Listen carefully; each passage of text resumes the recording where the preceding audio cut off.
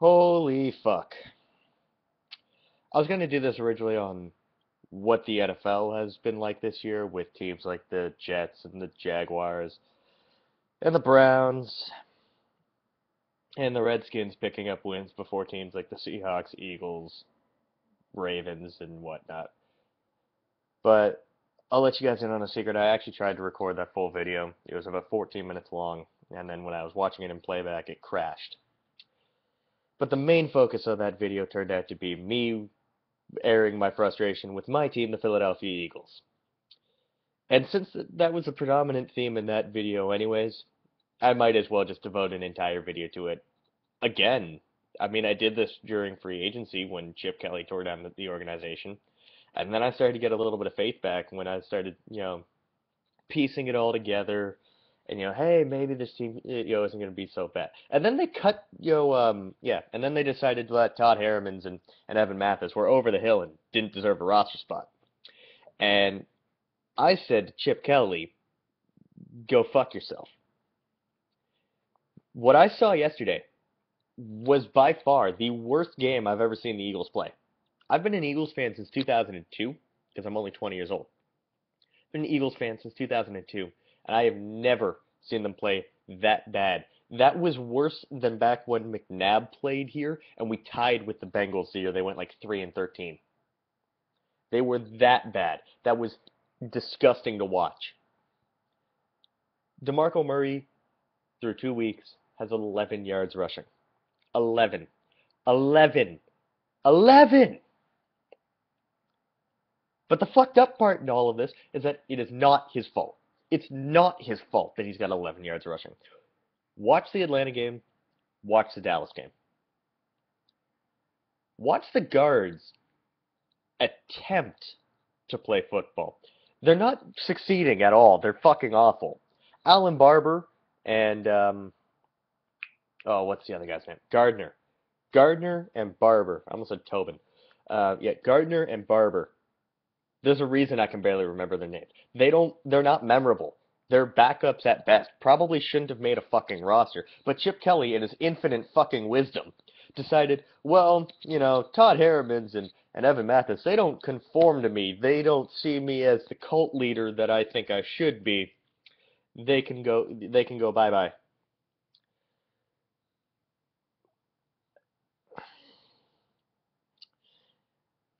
I'm trying very hard to not just blow a gasket and, say, well, fuck Philly and, become a Bills fan or something. I'm never going to do that anyways. I've been an Eagles fan for so long, and they've had down years before, but nothing ever this bad. I mean, through 2 weeks, our offensive line in a Chip Kelly high-powered run the ball all the fucking time, throw short dink and dunk passes left and right, can't move the ball. We had one first down in the first half yesterday, and it was due to a penalty.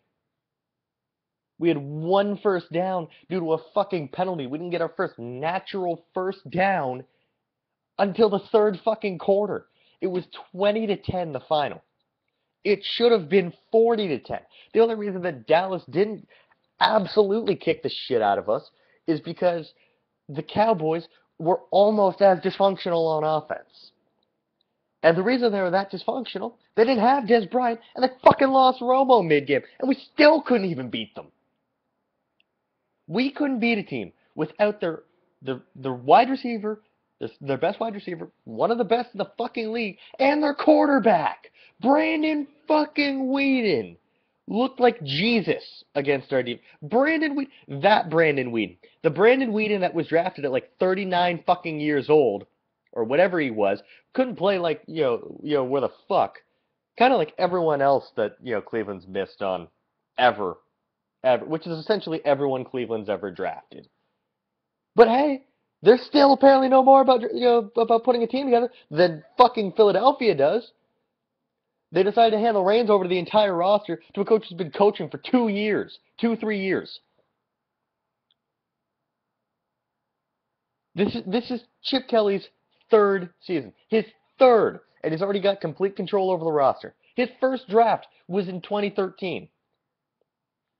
And it's not even like he did a great job in that draft.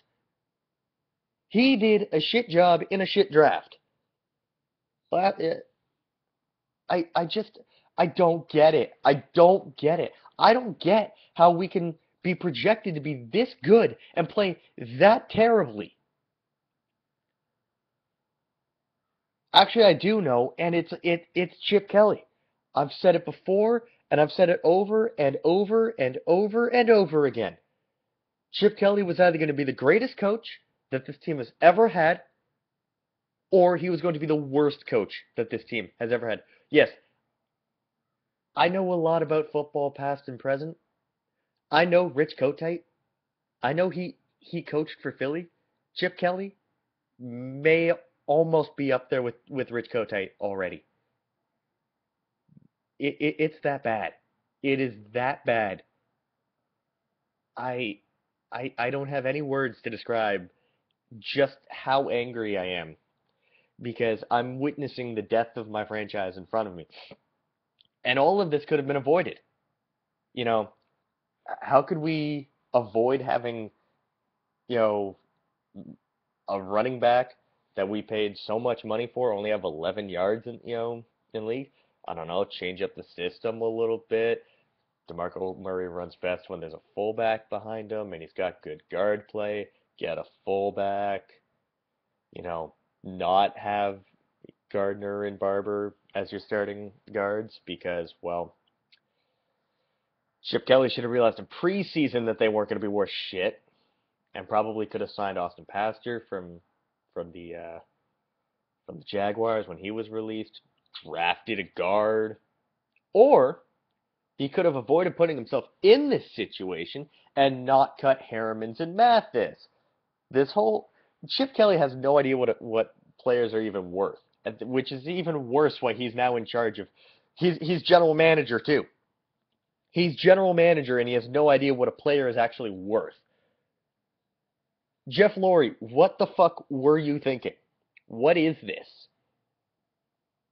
We have a guy who cut a 3-time Pro Bowl guard, another 2-time Pro Bowl guard, traded our best cornerback from last year for a conditional 5th rounder.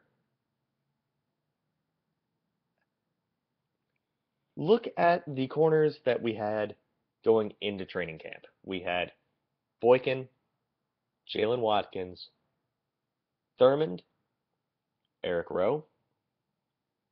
We had E.J. Biggers. We had Randall Evans, Corey Shepard, and I want to say there was one more. Oh yeah, like Denzel Rice or something. I had never heard of the guy. And the guys that made the team, or the guys that didn't make the team, Shepard's out for the year with an ACL injury. Oh yeah, E.J. Biggers made the team over Randall Evans. E.J. Biggers is, yeah, I don't even have a comment on E.J. Biggers. Um, yeah, yeah, he really fucked it up. Jalen Watkins didn't make the team. How did Jalen Watkins not make the team? And E.J. Biggers did. Just even more proof that Chip Kelly has no idea what the fuck he's talking about. And this whole we run the high-powered offense, 60 minutes a game. We never call a timeout on offense. We speed up in the fourth quarter because I'm Chip Kelly and I think I know shit. The problem, and we run the ball and we run the ball and we run the ball. And when we get tired of running the ball, we run the ball and then we throw a quick dump pass. Okay, get a wide receiver that can catch. Get one, just one. Aguilar, unproven rookie. Have him on my fantasy team. I know he's got like 3, 4 catches all year, if that. Then we have the worst decision that the Eagles have probably made in 5 years, outside of making Chip Kelly in charge of paying people and player transactions and everything like that. And it was giving Riley Cooper a 5-year, $25 million contract. Yeah, he's best known not for his play on the field, but for a racist comment he made out of concert.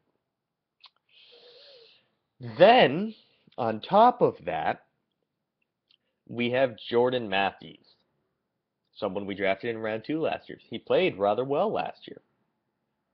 And this year, if you were to throw the ball to my phone, you would have just about as much of a chance as having a completion as throwing it to Jordan Matthews. It's just gonna bounce off his hands every fucking time. Every time it's gonna bounce off his hands.